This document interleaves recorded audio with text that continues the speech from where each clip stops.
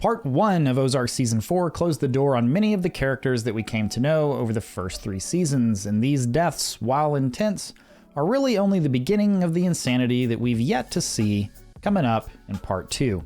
So I'm going to count down the top 5 kills that have happened so far this season and tell you what I think it means for what's to come in Part 2. Kicking off the countdown at number 5 is the killing of Carrie Stone's driver at the hands of Darlene Snell. What led to this kill was Ruth's attempt to turn Darlene's farm into a lucrative business. She sets up a meeting with a well-known Chicago chef, Carrie Stone, who, after trying the product himself, accepts Ruth's offer but says he wants to visit the farm for himself before fully committing to the deal. While he's there, Darlene squashes things, but Ruth continues to hang out with Carrie and eventually pushes the deal through anyway. One night, Ruth and Carrie go out to the Birds Casino to meet up with some high rollers and have a good time.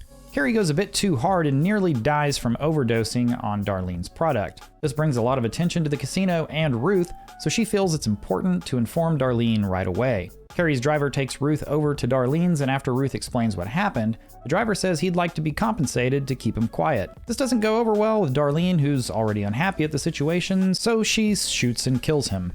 This killing, unlike most in this countdown, doesn't really mean much for anything that's to come.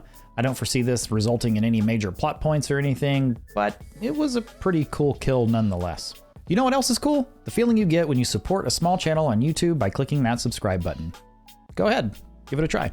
Moving on to number 4, we have the death of Sheriff John Nix.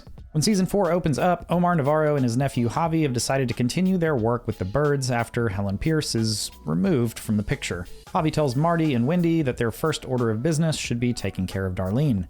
Javi later makes an unannounced visit to Missouri and takes matters into his own hands after Marty mentions the sheriff being a hurdle and that he's in Darlene's pocket. While Javi is staying at Helen's place, Sheriff Nix comes by one day to investigate after some prodding from the PI, Mel Statham. Javi shoots and kills Sheriff Nix and proudly shows what he did to the Birds. Jonah arrives home on his bike to find his parents and Javi moving the body and later tells Darlene what he saw.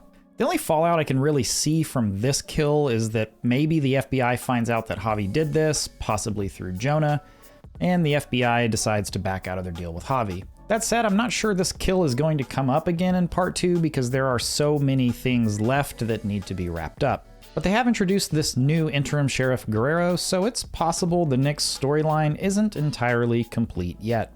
Coming in at number 3 is the killing of Frank Cosgrove Sr., the leader of the Kansas City mob. The Snells, Langmores, and Birds have had an interesting relationship with the Cosgroves over the series. There's business dealings between them all, as well as plenty of drama. At one point, Ruth pushes Frank Cosgrove Jr. off the Missouri Belle, and later Ruth is hospitalized when Frank Jr. retaliates and jumps her outside the casino. By Season 4, however, Ruth and Frank Jr. are surprisingly in a good place, but the same can't be said for Darlene and Frank Sr.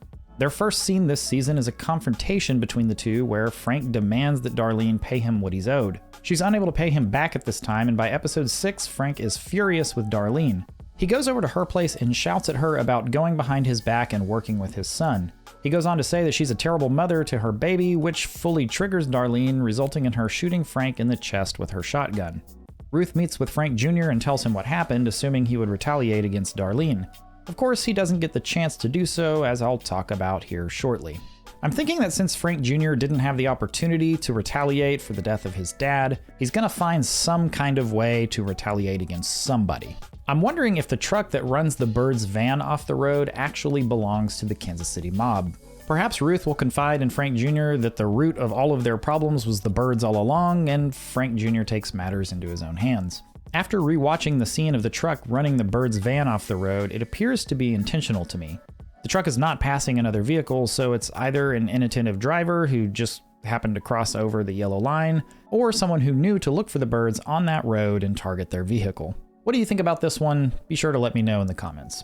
The final 2 deaths consist of one that felt inevitable and one that I didn't see coming at all. And of course, I'm talking about the murders of Darlene and Wyatt at the hands of Javi Navarro. With Omar Navarro in custody, Javi is the acting leader of the Mexican cartel and capitalizes on the opportunity to take care of Darlene himself. He's angry that her farm is still active when he has specifically asked her to stop. And though Darlene is visibly frightened by Javi and even apologizes, it's too little too late. Javi shoots and kills Darlene and apologizes to Wyatt by saying, "Sorry, whoever you are," and kills him as well. Ruth had attempted to protect Darlene from Frank Jr. after the murder of his father, her motives completely driven by a desire to keep her cousin Wyatt happy. Ultimately, had she let Frank Jr. kill Darlene, she would have at least been able to save Wyatt. Ruth has now lost everything at this point, and losing Wyatt has sent her off the deep end. She will stop at nothing to get revenge, and the season ends with her on the hunt for Javi. Will she actually find Javi, and if she does, will she be able to even do anything about it? Personally, I don't think so.